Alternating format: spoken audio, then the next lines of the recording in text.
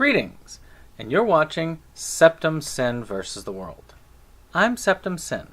Now, of course, my camera is acting like a terrible little camera today. Also, it's dark as all heck because I have no front-facing lighting, and it's raining cats and dogs outside.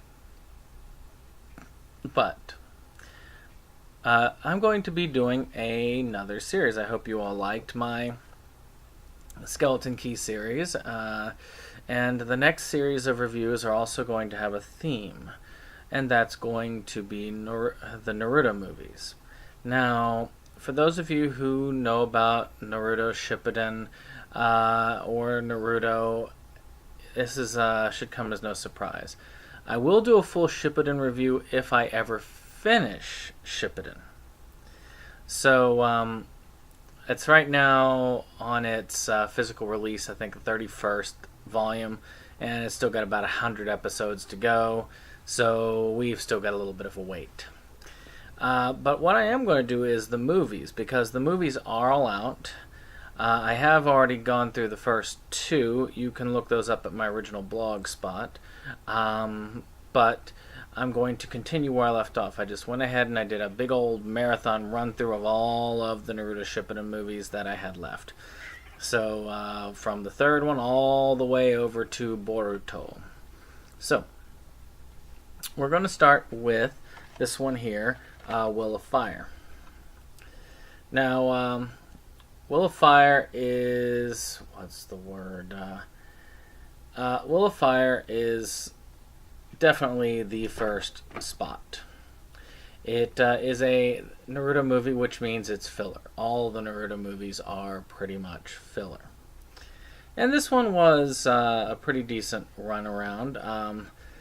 Basically, it's about our original Team 7, with Naruto and Sakura being the last two remaining members, and of course their teacher, Kakashi.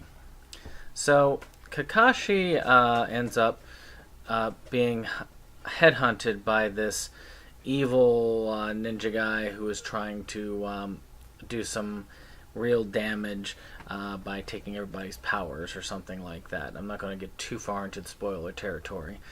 And so Kakashi is going on his own, and Naruto, having to face the odds against everybody that he loves, has to go after him. Have to go after his original teacher and friend. So essentially that's the movie in a nutshell. What you have here is a pretty decent cut. I mean, animation quality is definitely a step above, of course, your regular quality. I mean, these might have only gone to DVD here, but all of these premiered in theaters in Japan, so the quality of animation is much higher than it had been in previous levels. And of course, when you've got this particular series, it's also unending series. It's got plenty of characters, and they try and fit in as many of them as possible. Thank goodness, though, no Sasuke this time around. Matter of fact, you won't see Sasuke officially in the Shippuden movies again until you reach Boruto. So not until you reach the very, very end. I think they might show a little glimpse of him in the last, but after Bonds, it's really all he's gone. So my thoughts on this, as I said, beautifully animated. The action is definitely there, and it is a decent shonen anime movie. That's pretty much all there is to it. I mean, the voice acting is spot on. It has a good song at the end. Most of these movies have a kick-ass song at the end, which is pretty good. And overall, the story is not terrible. But it is, in reality, a pretty straightforward shonen story.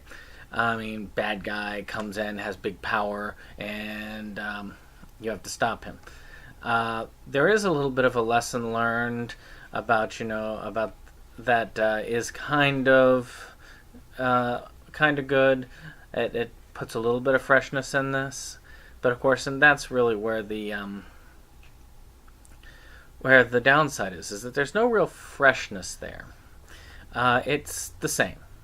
If you've seen one shonen movie, you've seen most shonen movies. Again, formula, bad guy, power. Let's shoehorn as many of the characters as we can, and in the end, have the big hero take down the villain. Now, the great thing about it at the end of this is it didn't quite follow that formula. It almost did, and it came very close. I'd say about 90% there. But for that 10% it didn't do, that's where it shines.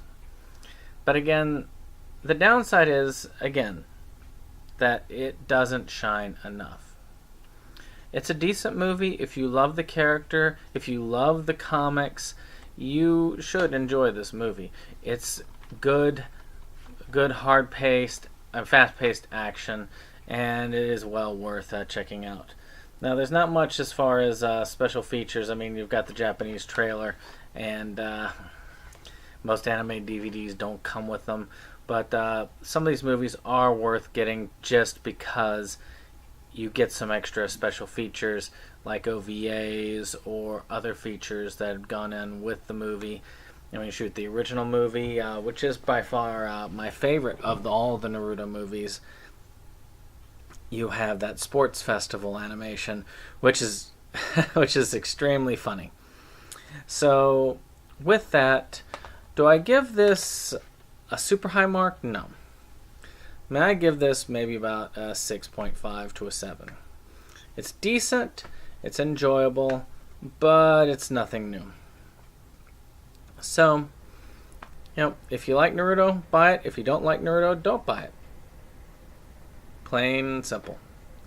Well, that's been our review for the day, and I wish you the best, and I will see you on the next one.